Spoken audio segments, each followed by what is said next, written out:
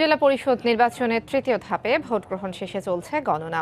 এ দফায় 25 জেলার 116টি উপজেলায় ভোট গ্রহণ হয়।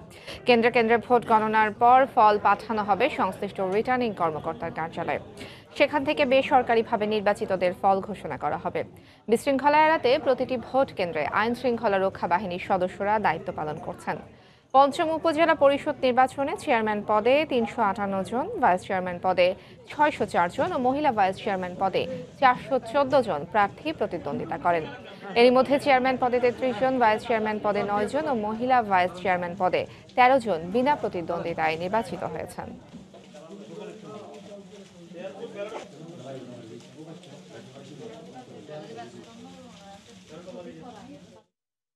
নির্বাচনের খবর জানাতে এই মুহূর্তে চট্টগ্রামের চন্দনা এসে আছেন রিপোর্টার শফিকুল আলম এবং রংপুর সদর উপজেলায় আছেন হেদায়েতুল ইসলাম বাবু। আমরা প্রথমে যাচ্ছি চট্টগ্রামের শফিকুল আলমের কাছে।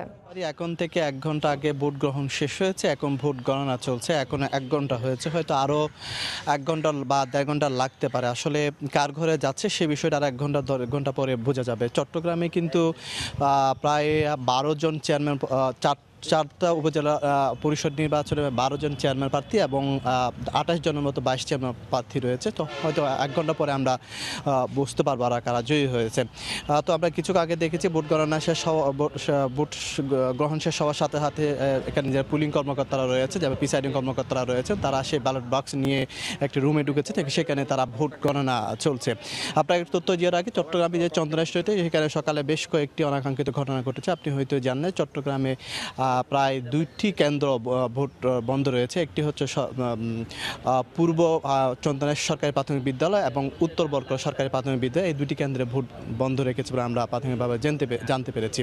এবং এ পর্যন্ত চট্টগ্রামে যে চন্দনেশ্বর উপজেলায় প্রায় 4 থেকে 5টি কেন্দ্রে সংঘর্ষের ঘটনা ঘটেছে। আপনি হয়তো জানেন সকালে যে সংঘর্ষের ঘটনা ঘটেছে, একজন পুলিশ গুলিবিদ্ধ হয়েছে, আরও একজন আহত হয়েছে এবং সর্বমোট প্রায় 5 জন মতো আহত হয়েছে। এবং এই ঘটনায় কিন্তু 5 জনকে আটক করেছে পুলিশ।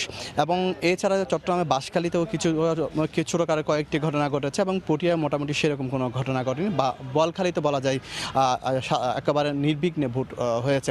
তবে যেটি ভোট কাজ হওয়ার বিষয়ে যে জানতে পেরেছি আমরা কিছুক্ষণ আগে, যে বিভিন্ন কেন্দ্র ঢুকেছি সেখানে আমরা দেখেছি 30 বা 35 বা 40% মতো ভোট কাজ হতে পারে। তারা আমাদেরকে এরকম জানিয়েছে, একটু ধারণা করছে, হয়তো তাতে বেশিও হতে পারে, হয়তো কমও হতে পারে বলে আমাদেরকে তারা জানিয়েছে। তার ঠিক যে বিষয় রাখে এখন পর্যাপ্ত পরিমাণ আইন শৃঙ্খলা রক্ষা বাহিনী মজুদ রয়েছে এবং তারা কিন্তু নির্বিঘ্নে এই সব বিষয়গুলো তদারকি করছেন। আমরা 1 ঘন্টা বা 1.5 ঘন্টা পরে আমরা আসলে জানতে পারবো কারা চেয়ারম্যান বা কারা ভাইস চেয়ারম্যান হচ্ছেন। তো এই ছিল আমার কাছে সর্বশেষ তথ্য। এখন চলে যাচ্ছি রংপুরে হেদায়েতুল ইসলাম বাবুর কাছে। বাবু। শফিকুল, আপনাকে ধন্যবাদ। আমরা সেই সকাল 8টা থেকে বিকেল 4টা পর্যন্ত এই যে টানা ভোট গ্রহণ করা হয়েছে রংপুর সদর উপজেলা পরিষদ নির্বাচনে, সেই ভোট গ্রহণের পর কিন্তু এখন কেন্দ্রগুলোতে ভোট গণনা করা হচ্ছে। আমি এই মুহূর্তে যে কেন্দ্রটিতে অবস্থান করছি, রংপুর সদরের শাহবাজপুর উচ্চ বিদ্যালয় কেন্দ্র, সেই কেন্দ্রটিতে মাত্র মিনিট 5 আগে এই ফলাফল ঘোষণা করা হয়েছে। আমার হাতে যে ফলাফলটি এসছে এই কেন্দ্রের, সেই ফলাফলটি আপনাকে জানিয়ে দিতে চাই। সেই ফলাফলে আমরা পেয়েছি নাসিমা জামান ববি নৌকা প্রতীকের, তিনি পেয়েছেন 403 ভোট। আতোয়ার রহমান আম প্রতীকে তিনি পেয়েছেন 71 ভোট।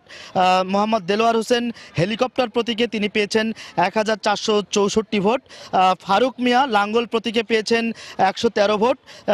মাসুদ নবী মুন্না মোটরসাইকেল প্রতীকে পেয়েছেন 48 ভোট এবং সৈয়দ আব্দুল রাসেল আনারস প্রতীকে পেয়েছেন 17 ভোট। কিছুক্ষণ আগে ভোট গণনা শেষে এই ফলাফল কিন্তু এখানে যে বিভিন্ন প্রার্থীরা ছিলেন সেই প্রার্থীদের যে এজেন্ট তাদের হাতে তুলে দেন প্রিজাইডিং অফিসার।